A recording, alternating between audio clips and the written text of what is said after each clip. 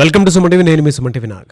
Check bounce జనరల్గా ఇవి ఎన్ని రకాలుగా జరిగేటువంటి అవకాశం ఉంటుంది, ఏ ఏ సందర్భాల్లో జరుగుతాయి, చెక్ బౌన్స్ కనుక జరిగితే లీగల్గా మనం ఏ విధంగా ప్రొసీడ్ అవ్వాలి, జైలుకి వెళ్ళిపోవాల్సినటువంటి అవసరం ఉంటుందా, అసలు ఎలా ఫేస్ చేయాలి దీన్ని అనేది ఈరోజు మనతో పాటు ప్రముఖ అడ్వకేట్ శశికాంత్ గారు ఉన్నారు. అది వారి మాటలో తెలుసుకుందాం. Hello sir. నమస్తే అండి. సార్, చెక్ బౌన్స్ అయిపోగానే మనకు ఒకలాంటి షివరింగ్, ఇన్సెక్యూరిటీ, దాంతోపాటు తెలియని ఒక షాక్ లాంటిది కూడా అనిపిస్తూ ఉంటుంది మనకి. అరే ఇలా అయిపోయింది ఏంటి అని. నిజంగా చెక్ బౌన్స్ అనేది కొన్ని సందర్భాల్లో అంటే మీరు చూసినటువంటి దాని ప్రకారం ఏ ఏ రకంగా చెక్ బౌన్స్ అనేది ఎన్ని రకాలుగా జరుగుతూ ఉంటుంది, దానికి రెమెడీ ఏమైనా ఉందా, లీగల్ రెమెడీ అనేది? నాగరాజు గారు, ముందుగా ఈ టాపిక్ చాలా మంచి టాపిక్ తీశారు మీరు. ఎందుకంటే చెక్స్ని చిత్తుకాయతల్లాగా వాడేవాళ్ళు ఈ వీడియో చాలా జాగ్రత్తగా చూడాలి. చెక్ అంటే నెగోషియబుల్ ఇన్స్ట్రుమెంట్, దాదాపు డబ్బు లాంటి డబ్బు. దీన్ని చాలా లైట్ తీసుకొని చిత్తుకాయతల్లాగా ఆటోగ్రాఫ్ పెట్టి ఇచ్చేసినట్టు ఇచ్చేస్తారు జనాలు వాళ్ళ ఉన్న కండిషన్స్లో. నేను ఒప్పుకుంటాను, డబ్బు చాలా అర్జెంటుగా అవసరం ఉన్నప్పుడు మీరు చెక్ ఇస్తే కానీ అవతల డబ్బులు లేడు, ఆ డబ్బు రాందే మీ పని ఆ రోజుకి అవ్వదు కాబట్టి మీరు కంగారులో ఇచ్చేస్తారు. కానీ ఇచ్చేటప్పుడు కూడా కొంచెం ధైర్యంగా కొన్ని క్వశ్చన్స్ అడిగి అవతల వాడికి చెక్ ఇవ్వండి. చెక్ జనరల్గా నాగరాజు గారు సహజంగా మీరు నాకు అప్పిస్తే నేను మీకు ఒక చెక్ ఇస్తాను. మీరేం అడుగుతారు నన్ను, చెక్ మీద పేరు రాయకండి, చెక్ అలాగే ఇచ్చేసేయండి నాకు అని అడుగుతారు మీరు. నాకు డబ్బులు అవసరం కాబట్టి ఆ రోజు నేను మీకు చెక్ మీద పేరు రాయకుండా, డబ్బు రాయకుండా, డేట్ రాయకుండా బ్లాంక్ చెక్ మీద సైన్ చేసి నేను మీకు ఇచ్చేస్తాం జరుగుతుంది.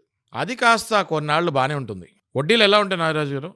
రూపాయి వడ్డీ ఉంటుంది, రూపాయిన్నర వడ్డీ ఉంటుంది, ₹2 వడ్డీ వరకు దాన్ని ధర్మ వడ్డీ అంటారు. అవును. ఒక్కసారి ₹2 దాటిందంటే అది ధర్మ వడ్డీ కాదు. ఎందుకంటే అవతలోడు అది కట్టే పరిస్థితి ఉండదు.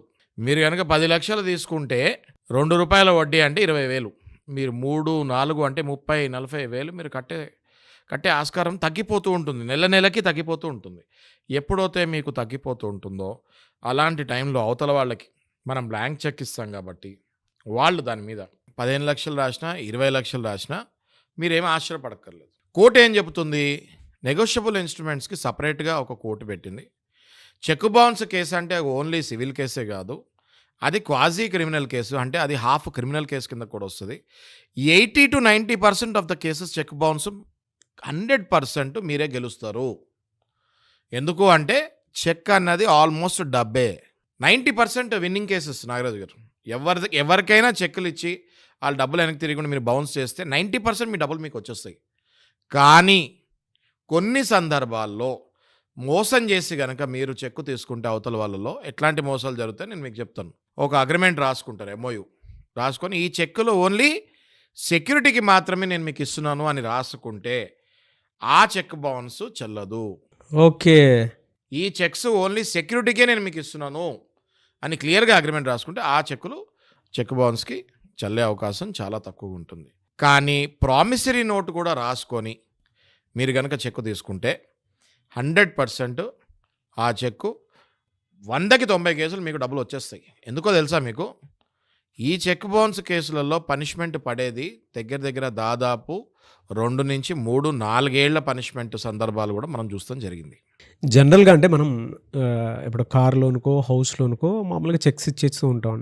అందులో ఫండ్ ఉంటే ఓకే, లేదు అంటే కొన్నిసార్లు బౌన్స్ అయిపోతాయి. ఎన్నిసార్లు బౌన్స్ అయితే దాన్ని బ్యాడ్ హిస్టరీ కిందకి కాంటాక్ట్ చేసేటువంటి అవకాశం ఉంటుంది. జనరల్గా నాగరాజు గారు, మీరు బ్యాంక్ లోన్స్ గురించి మాట్లాడితే ఒక్కొక్కప్పుడు మన దగ్గర అకౌంట్లో డబ్బులు ఉండవు, లేదా మనం మర్చిపోతాము ఆ టైంకి వేస్తానికి.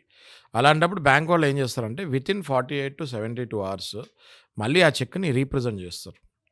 ఒకసారి బౌన్స్ అయిందని తెలియగానే మీరు మళ్ళీ ఇమీడియట్గా మీ అకౌంట్లో డబ్బులు వేసుకుంటే ఆ చెక్ మళ్ళీ వితిన్ 48 hours ప్రజెంట్ అవుతుంది, మీ అమౌంట్ క్లియర్ అవుతుంది. మీరు 72 hours కూడా ఆ డబ్బులు వేయకపోతే ఖచ్చితంగా మీకు కలెక్షన్ వాళ్ళు ఫోన్ చేస్తారు. అప్పుడు వాళ్ళు లింక్ పంపిస్తారు మీకు, పలానా లింక్ అని. ఆ జాగ్రత్తగా చూసుకొని వాడు బ్యాంక్ వాళ్ళ కాదా కరెక్ట్గా చెక్ చేసుకొని ఆ లింక్ త్రూ కట్టేస్తే మీ ఏదైతే బౌన్స్ ఉంటుందో వితిన్ 30 days లోపు కట్టేస్తే, 30 రోజుల లోపు కట్టేస్తే అది పెద్ద నెగిటివ్ ఎఫెక్ట్ ఏమి ఉండదు. చెక్ బౌన్స్ అనేది జరిగితే లీగల్గా ఎలాంటి శిక్షలు ఉంటాయి సార్ అసలు జనరల్గా? చెక్ బౌన్స్ చాలా డేంజర్ కేసు అండి. చాలా మంది లైట్ తీసుకుంటారు దాన్ని. చెక్ బౌన్స్ అనేది చాలా డేంజర్ కేసు. సివియర్ ఎలా ఉంటుందండి అసలు దీనికి? ఎట్లా అంటే ఒక ఎగ్జాంపుల్ తీసుకుంటే 10 లక్షల చెక్ మనం కనుక ఎవరికైనా ఇచ్చి బౌన్స్ చేస్తుంటే వాళ్ళు మన దగ్గర నుంచి కేసు అయిపోయిన తర్వాత 20 లక్షలు జడ్జిమెంట్ వచ్చే ఛాన్స్ ఉంటుంది. 20 లక్షలు మనం మళ్ళీ వెనక్కి కట్టాల్సి వస్తుంది. 20 లక్షలు కాకుండా మళ్ళీ జైలు శిక్ష 2 నుంచి 3 ఏళ్ళు జైలు శిక్ష పడే అవకాశం కూడా ఉంటుంది. Oh it's serious offence. Yeah yeah yeah yeah. అందుకని చెక్ బౌన్స్ని ఎవరు లైట్ తీసుకోకూడదు.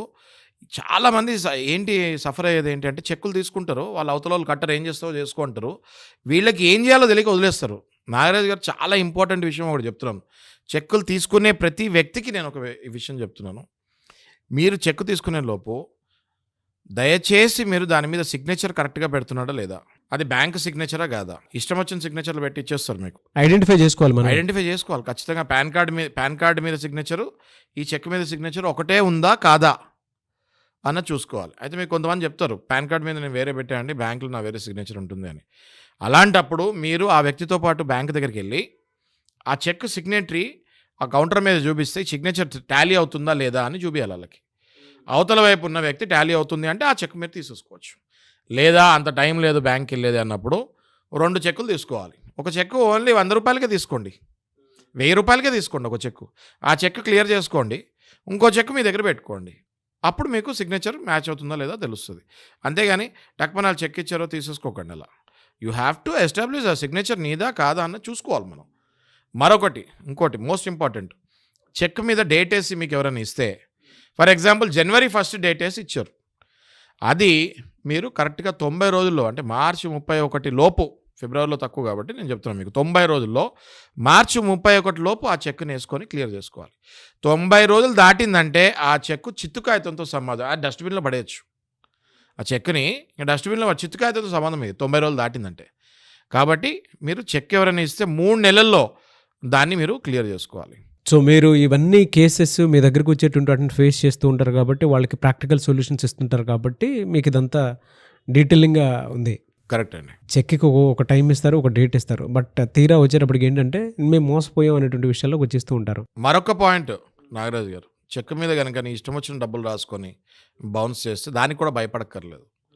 కోర్టు వారిని అడుగుతుంది, నీకు ఇంత డబ్బులు ఎలా వచ్చింది, దానికి నువ్వు ITR కట్టావా, ఈ డబ్బు నువ్వు చూపించగలవా అని క్లియర్గా అడుగుతారు. కాబట్టి చెక్ ఇచ్చిన వాళ్ళు కానీ చెక్ పుచ్చుకున్న వాళ్ళు కానీ ఈ రూల్స్ ఏదైతే నేను చెప్పానో కరెక్ట్గా ఫాలో అయితే మీకు ఎటువంటి టెన్షన్ ఉండదు. Good sir. Anyways thank you అండి. Thank you so much Shashikant గారు. Thank you.